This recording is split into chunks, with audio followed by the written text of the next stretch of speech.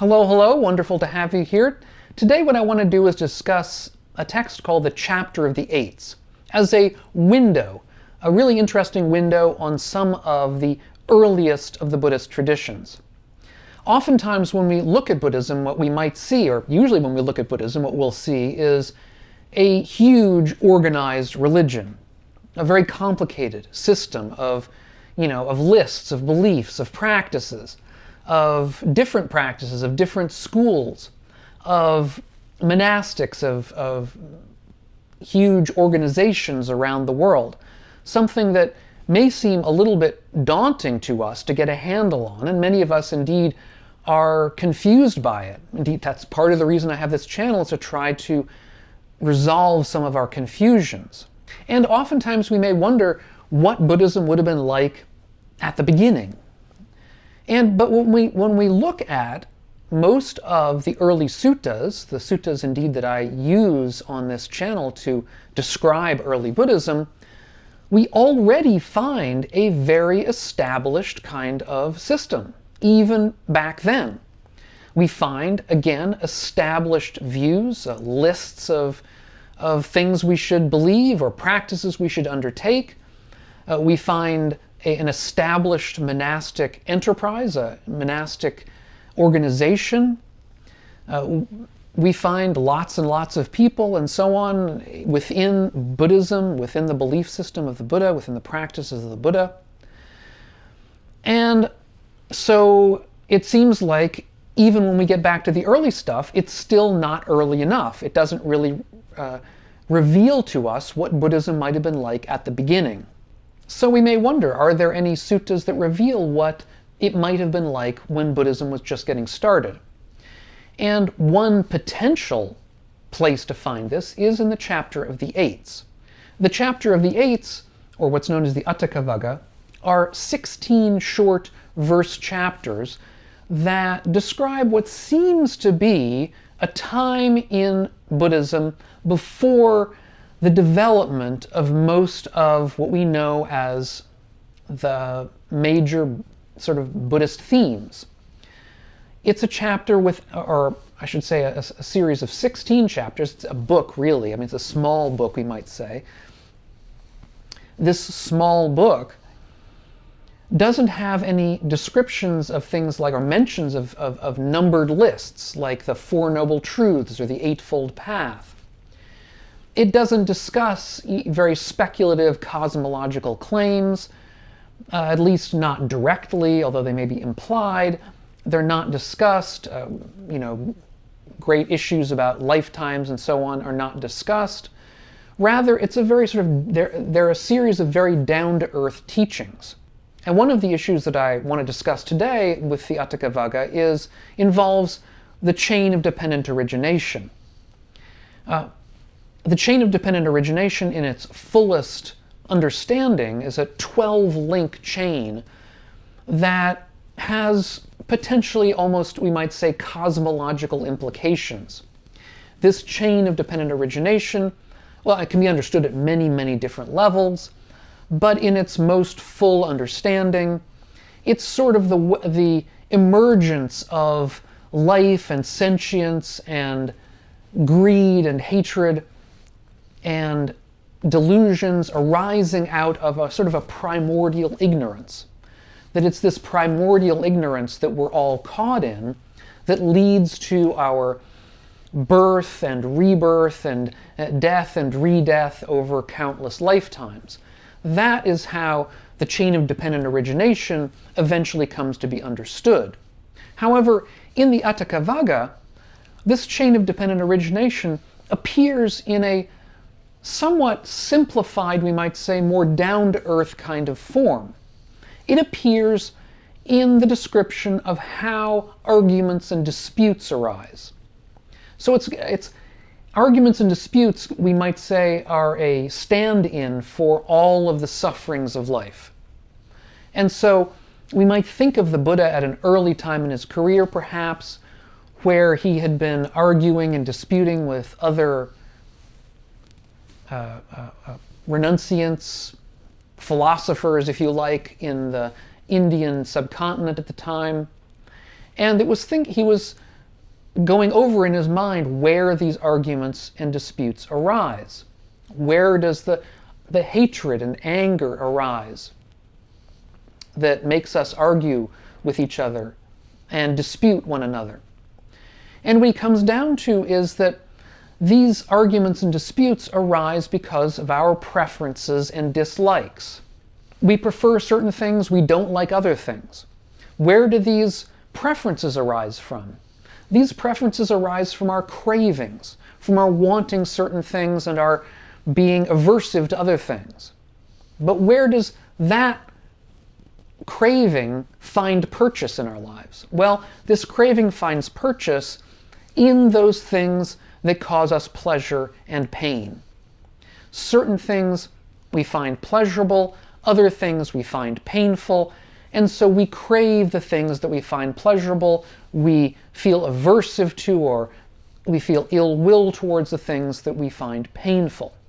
And it's in our clinging to things, certain things, and our rejecting others, it's from these processes that our arguments and disputes arise.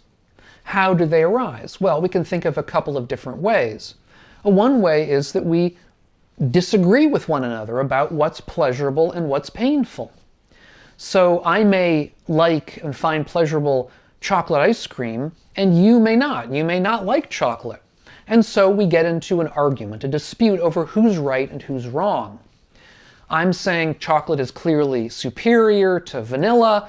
I'm saying it tastes better, vanilla is kind of tasteless, and you're telling me that chocolate is too bitter and not interesting, and vanilla is much more subtle and interesting, that kind of thing. We're getting into arguments.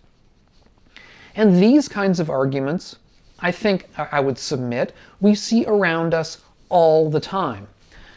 Arguments and disputes based upon differences of what we find pleasurable and painful, and trying to convince one another that our way of finding things pleasurable, our way of finding things painful, should be the same way that everybody finds pleasure and pain.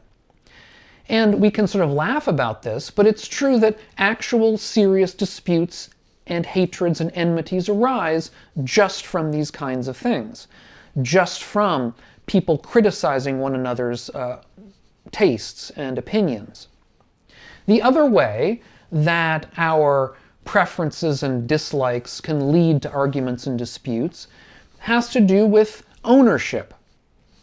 That is to say, if we agree about what's pleasurable, then we both want ownership over that thing, insofar as we can find it. So we may both find it very pleasurable to lie on some beach in the Bahamas or something. So we both lay claim to that beach because we both want to stay there. Well, the beach isn't big enough for both of us because what I find pleasurable is not to have people around me that are bothering me. And you find the same thing. And so we get into an argument or a dispute. And indeed, this is part of the way that not only arguments and disputes arise, but violence, wars, killings, stealing arise as well.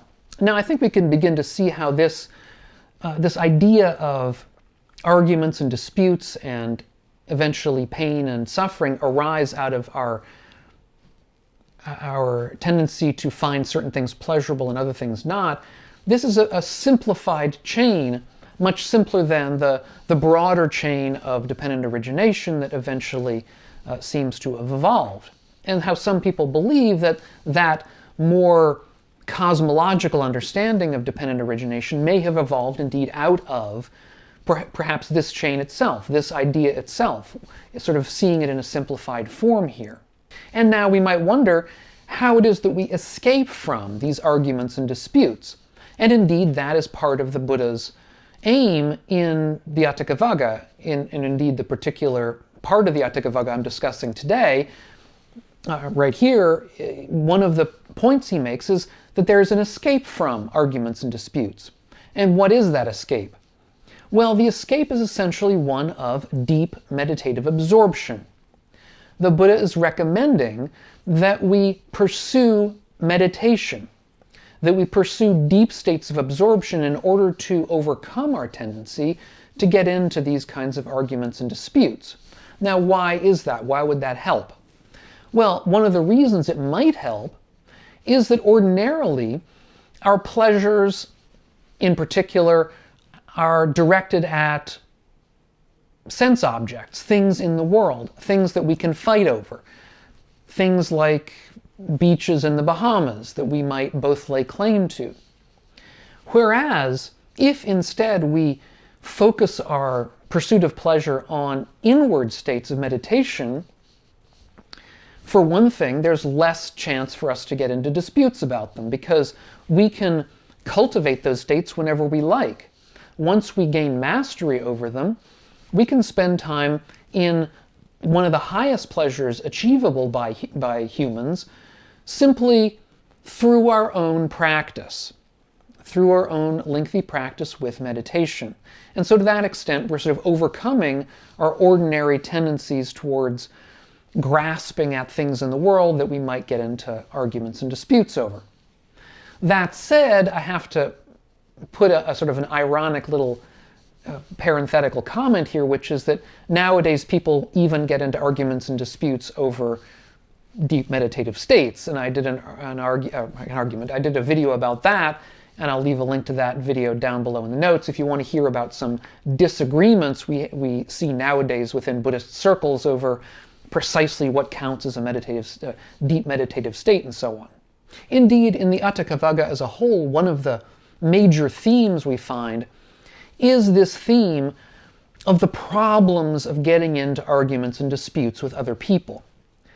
And what the Buddha comes up against again and again is this idea of views, that is to say, beliefs, opinions, that our views, our opinions, our beliefs are part of the problem. It's our tendency to cling to our own viewpoints, our dogmatism, that leads ineluctably to our getting into arguments with other people. Now, some people have taken this argument that the Buddha is making in the Aṭṭhakavagga, in the chapter of the Eights, some people have taken this to mean that the Buddha is against our having any views at all. That is to say, any views, any opinions, any beliefs at all are problematic and we have to get rid of them. I think, however, if you look at the argument as a whole in the Aṭṭhakavagga, it's quite a bit more subtle than that. The Buddha isn't saying simply just get rid of all your beliefs, because you would then be in a position where you wouldn't be able to do anything. You would be essentially catatonic. Nobody can survive without beliefs. And further, there are many things that the Buddha asserts in the Aṭṭhakavagga that require belief, such as the belief that arguments and disputes are problematic. That itself is a belief. So it's a view. So what the Buddha is probably saying here isn't that we should get rid of all our beliefs, but rather we should learn an attitude of non-clinging to our beliefs, which is quite a bit more subtle and indeed, in a sense, quite a bit more difficult, because it's something we can actually achieve with some work. How? Well, what is our aim here? Our aim is an aim of disentangling ourselves in an emotional sense from the character of our beliefs and opinions. That is to say, getting away from dogmatism. Dogmatism, in this sense, is this idea that we get emotionally wrapped up in our viewpoint. So if somebody criticizes us, if somebody disagrees with us, we take it personally. We get angry. We get upset. We may lash out. Ask me how I know these things. This is something that I'm quite familiar with in my own life. And the point is instead to learn to give up that kind of emotional attachment to our own beliefs. And in so doing, we'll be much less likely to get involved in arguments and disputes. That is to say, in disagreements with other people that lead to enmity, mutual enmity, anger, recrimination, and so on. So the picture we get from the Buddha in the Aṭṭhakavagga is a sort of a very clear-eyed picture that is opposed to this kind of dogmatism. And to many of us, that seems quite refreshing, that we might be able to get back to an earlier period before all of this elaboration of the Buddhism that we know nowadays, weighted down by lots of things that we might feel we have to memorize, lists of numbers and concepts and technical terminology and all that stuff. Sort of underneath all that, and maybe even before all of that. That is to say, it sort of reveals a Buddhism in which all of this stuff, all of this philosophical or technical baggage is unimportant, where the most important thing is our emotional attitude towards our beliefs, and that is the sort of thing that we can consider practicing with. And that seems a much more manageable, or may seem to some of us anyhow, a more manageable kind of practice. And some have argued that it is a practice of what the translator and scholar and practitioner Gil Fronsdale has titled the Buddha before Buddhism. He has a recent translation of the Aṭṭhakavagga in a book called The Buddha Before Buddhism.